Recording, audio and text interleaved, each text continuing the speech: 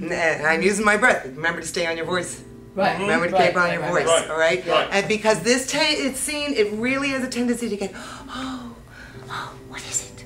Oh no, it's, and... It can't. Yeah, it can't. It's not a breathy scene. It's very matter of fact. It's very businesslike. This is the business of murder. Yeah. And you are very proficient at this business. I've done the deed. Did you not hear a sound? I heard the owl scream and the crickets cry. Did you not even make a noise? Where? No. As I descended? Aye. Hi. Who lies in the second chamber? Donalbain. This is a sorry sight. A foolish thought to say a sorry sight. But wherefore could I not pronounce on men? I am at most need of blessing. Are you a man? I am a bold one to tell upon that. But smite the both the devil. When I was 13 years old, I spent a summer in Berkeley, California, reading Shakespeare at my aunt's apartment. And this role was top of my list when I was 13 as one of my dream roles. Go, come back again, come back again. And just like, when she says go, carry then the sleepy brooms with bowl, I want you to literally get him to go out the door with that. Okay. All right, go. Visualize that. Why have you brought these daggers from the place? They must lie there. Go, carry them, and smear the sleeping rooms with blood. I don't know more. I'm afraid to think what I had done. I'm to look on it again. Give me the daggers. The sleeping and the dead are bought as pictures. Tis but I, a child of that fierce painted devil.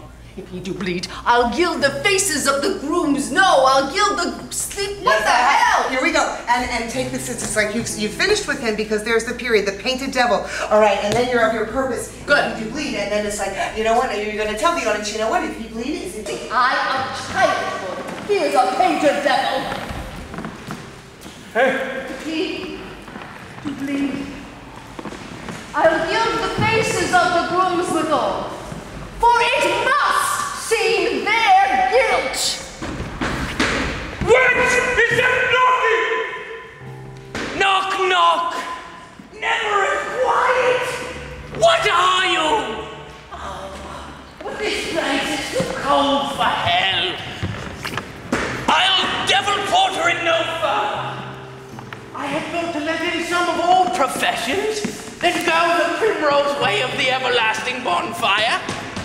Oh, anon, anon, I pray you remember the porter. Why? Why do Shakespeare? Especially today. How many hundreds of years after the fact? Well, we do Shakespeare the same reason everyone else does Shakespeare. And that is because Shakespeare wrote such timeless stories in such beautiful language that's why it survives. If you wanted to send a book that said, here is the sum total of all human emotion, and you wanted to send it across the universe and say, this is who we are, Shakespeare would be what you sent, because nobody else ever did it like he did it. And with the language, we have to remember that when Shakespeare was writing, nobody else wrote like Shakespeare. Not his peers, no one who lived during his time, none of them wrote like he did. We think, oh, he was some old guy and that's the way everybody spoke back then. No, it's the way he wrote. And when we think of the way he wrote, I like to think of it in terms where it's more like music, which is why the vocal work is so important.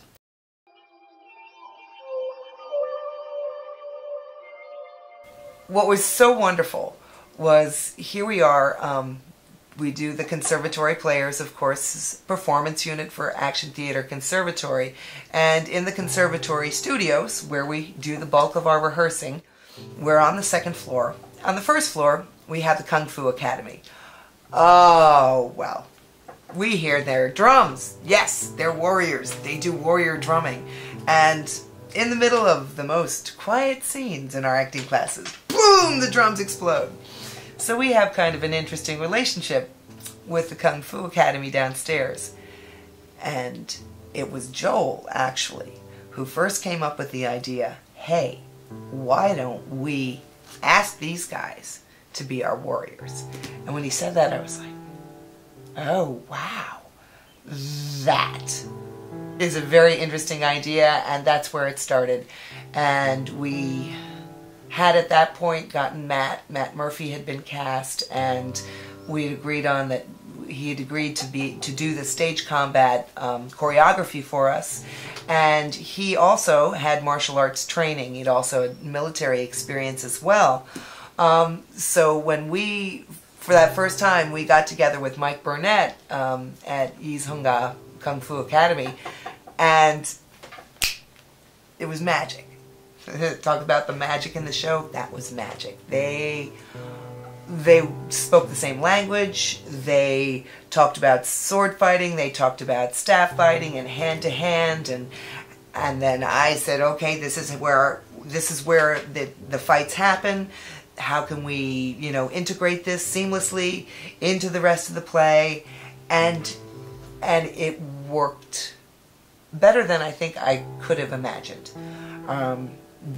The warriors were also my spear carriers, because in Shakespeare you have to have spear carriers. You have the tough guys, they're like bodyguards, or the Secret Service. They always hang around the king, or whoever's king has always got his men there. Who's ever fighting, they've got their warriors in tow.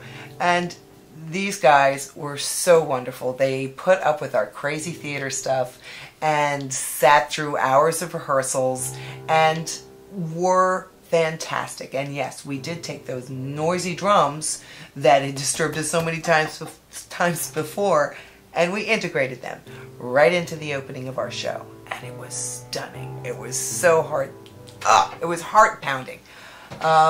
So we were really very fortunate to have not only Matt, but several people coming into the cast who had some good fight experience. My husband, Paul, our Macduff, and Joel, of course, both have combat experience with weapons, and so that was a great gift.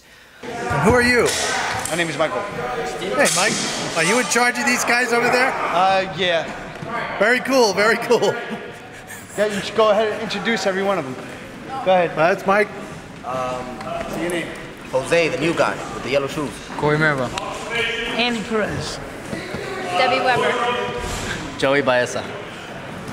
Kareem Gavaya. And the music starts, or the drums start.